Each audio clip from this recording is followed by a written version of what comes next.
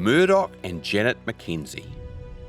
Highlanders who met in Otago and made a new life for themselves while servicing the pioneer community from their store at Taieri Beach.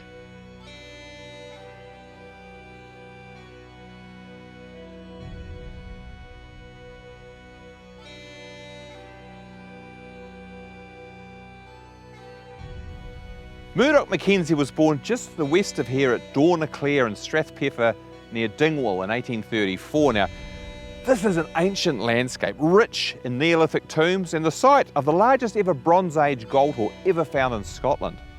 But in the early 1800s, this relatively barren high ground was resettled by crofters who'd been turned off the richer lands lower down in the Strath to make way for larger farms with fewer tenants.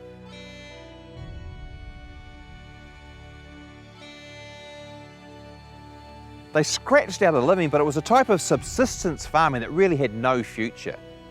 Scattered piles of rocks are all that remain of many such 19th century Scottish farming communities. And we really have no idea what Murdoch did as the younger member of such a family. But we do know that by the time he was 18, he was in Victoria digging for gold.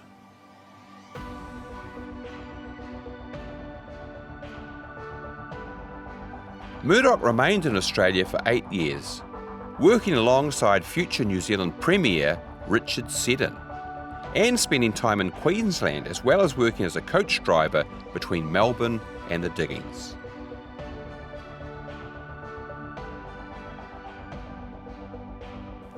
And then in 1860, he returned home to Scotland. But he didn't stay long, and you'd really have to ask, why not? Were his hopes for a better life here just not realised? Or was the lure of gold back in Australasia too strong? Whatever was the case, after just 18 months after his homecoming, Murdoch took ship again for Otago.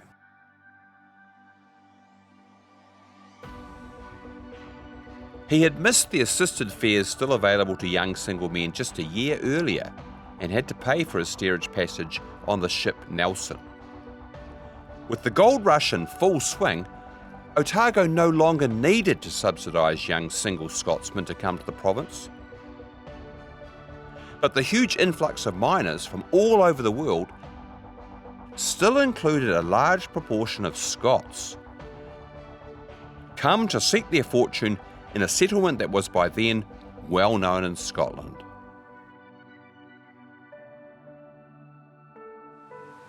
Meanwhile, Murdoch's future wife, Jane, or Janet Sinclair, was also from the Highlands. She was born at the base of the Crinan Canal here in the planned town of Lochgilphead. It's at the base of the Kintyre Peninsula in Argyll. Now, just a decade before Janet's birth here in 1841, a new road had linked the town to Oban, while a new sea pier also opened up the sea routes to Glasgow and other ports. These infrastructural developments were all part of the modernisation going on that opened the way for young Highlanders to take the route south to Scotland's industrial zones and beyond.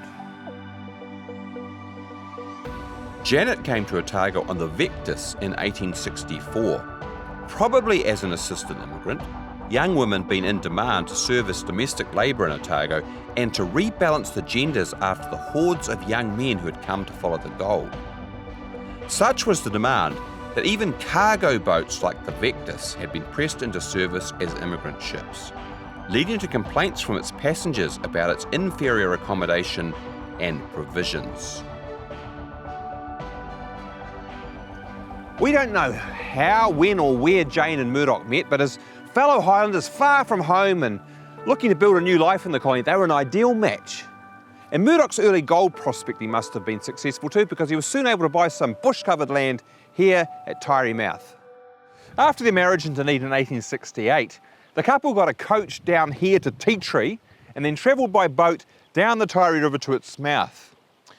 Over the next few years, Murdoch got stuck in, gradually clearing his land and establishing a small farm, while also running a blacksmith shop and later a small store. This suggests the range of all-round skills he had brought to Otago with him from Scotland and from his previous time in Australia. Jane, meanwhile, held the fort at home and bore 6 children, while also helping with the store. Her neighbours remembered her as a real good Samaritan and someone with considerable nursing abilities in an emergency. Murdoch and Jane were key members of the isolated communities that were developing around the mouth of the Taieri River. Now, back in the early days of settlement here, getting supplies was arduous.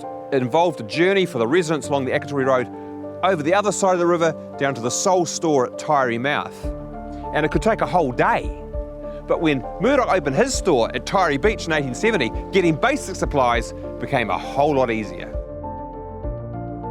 The journey in and out of the district itself remained arduous, however. Murdoch had to get up at 3 a.m. to cart his farm produce to Waihola, climbing over the hilltops of Welland's Brae. A pick was required on snowy days to make suitable footing for his horses. Then he had to drop off his produce to be railed to Dunedin while also collecting the groceries that arrived on the train for his store. When the gully road through to Waihola opened in 1872, he drove a van to Dunedin. Such was the stuff of pioneering life.